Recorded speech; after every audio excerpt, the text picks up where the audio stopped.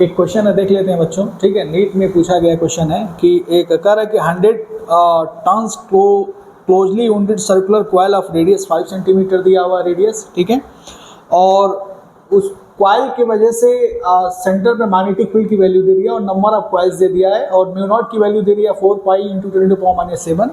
ठीक है, यूनिट में दिया हुआ है।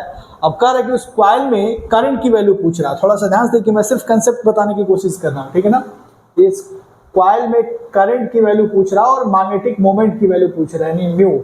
ठीक है ना, तो कैसे इस क्वेश्चन को हैंडल करेंगे, अगर ध्यान से देखें तो इस करंट की वजह से सेंटर पे मैग्नेटिक फील्ड की वैल्यू होती है B = म्यू नॉट I/2R।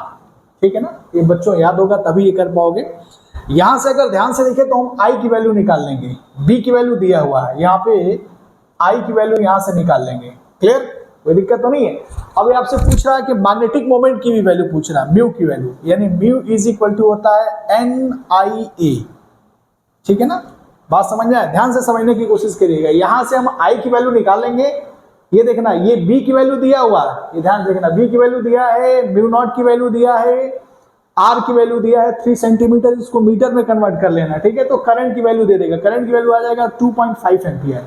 ठीक है ना, यानी ऑप्शन नंबर ये सही है। ठीक है, और मैग्नेटिक मोमेंट निकालेंगे तो NIA, I की वैल्यू जब यहां से कैलकुलेट करेंगे तो यहां फीड कर देंगे और एरिया मतलब रेडियस दिया हुआ है तो πr² करके फीडिंग करेंगे और नंबर ऑफ कॉइल से मल्टीप्लाई कर देंगे तो मैग्नेटिक मोमेंट आ जाता है। जो आंसर नंबर इसका क्या है, ये सही है। इट मींस करंट आएगा 2.5 एम्पियर और magnetic moment 2 A metre square. ठीक है ना, ओके।